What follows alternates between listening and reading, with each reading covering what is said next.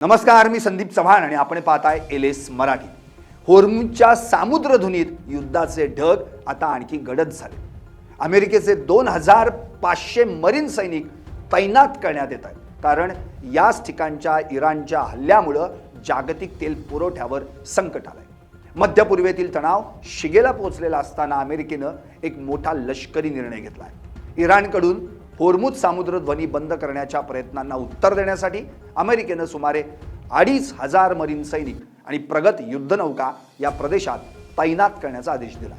American संरक्षण मंत्रालयाने शुक्रवारी या संदर्भात अधिकृत घोषणा केली। यामुळे जागतिक राजकारणात आणि बाजारपेठेत मोठी खळबळ उडाली। दुसरीकडे अमेरिकेने इराणचे नवे सुप्रीमो मोस्तफा खामेनी यांच्यावर तब्बल $1 कोटी म्हणजे जवळपास 92 कोटी रुपये इनाम जाहीर केला आहे।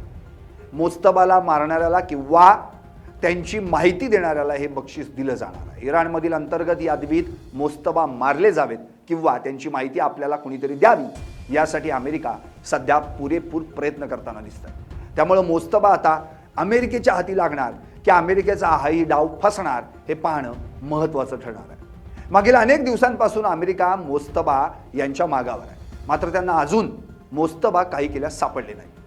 अली खामेनेंनाही त्यांच्यावर हल्ला होणार हे माहीत असून ते त्यांच्या ऑफिसमध्ये बसून राहिल्याचं बोललं जातं, मात्र मोस्तफांना अमेरिका त्यांच्या मागावर असल्याची कल्पना असल्यानं ते ती चूक करणार नाहीत। दुसरीकडे गेली 2 आठवड्यांपासून अमेरिका, इस्रायल आणि इराण यांच्यात सुरू असलेल्या संघर्षामुळे हा भाग प्रचंड अस्थिर झाला आहे।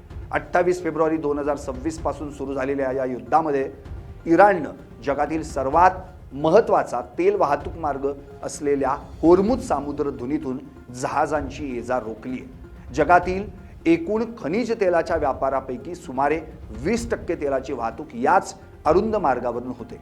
इराणच्या या पावलामुळे जागतिक स्तरावर तेलाच्या किमतीत प्रचंड वाढ झाली आहे। कच्च्या तेलाचे दर प्रति बॅरल $100च्या वर गेले। पेंटॅगॉनने दिलेल्या माहितीनुसार जपानमध्ये तैनात असलेले 31वे मरीन एक्सपेडिशनरी युनिट आणि USS ट्रायपोली यांना त्वरित मध्य पूर्वेकडे रवाना होण्याचे आदेश देण्यात आले। 2500 मरीन सैनिकांच्या या तुकडीत प्रगत शस्त्रे, अटॅक हेलिकॉप्टर्स आणि आर्टिलरीचा समावेश आहे। ही युद्धनौका आणि सैनिक पुढील 1 ते 2 आठवड्यात या प्रदेशात पोहोचण्याची शक्यता आहे। ही नवीन तुकडी यापूर्वीच याहून जवळ असले 50,000पेक्षा जास्त अमेरिकन सैनिकांमध्ये सामील होणार आहे। अमेरिकेच्या या निर्णयानंतर इराणच्या इस्लामिक रिव्होल्युशनरी गार्ड कॉर्प्सने इशारा दिला आहे की अमेरिकेची कोणतीही हालचाल क्षेपणास्त्र आणि ड्रोनच्या साहाय्याने रोखली जाईल। इराणनं आपल्या खाक बेटावर तेल प्रकल्पांवर हल्ला झाल्यास संपूर्ण प्रदेशातील तेल प्रकल्पांचं नुकसान करण्याची धमकी दिली आहे। दुसरीकडे अमेरिकेचे संरक्षण सचिव हेक्सेथ यांनी स्पष्ट केलंय की आम्ही या परिस्थितीवर बारीक लक्ष ठेवून आहोत आणि होर्मुझ सामुद्रध्वनी दीर्घकाळ बंद राहू देणार नाही। अमेरिकेचे मुख्य उद्दिष्ट या व्यापारी मार्गावरील इराणची पकड सैल करणं आणि तेल वाहतूक करणाऱ्या जहाजांना संरक्षण देणं हे आहे। होर्मुझ सामुद्रधुनीच्या कोंडीमुळे केवळ अमेरिकाच नव्हे तर भारत, चीन आणि युरोपीय देशांच्या अर्थव्यवस्थेवरही परिणाम होण्याची भीती तज्ज्ञांनी व्यक्त केली आहे। जर हा मार्ग दीर्घकाळ बंद राहिला तर इंधनाचे दर गगनाला भिडतील आणि जागतिक महागाईचा मोठा फटका सर्वसामान्यांना बसू शकतो।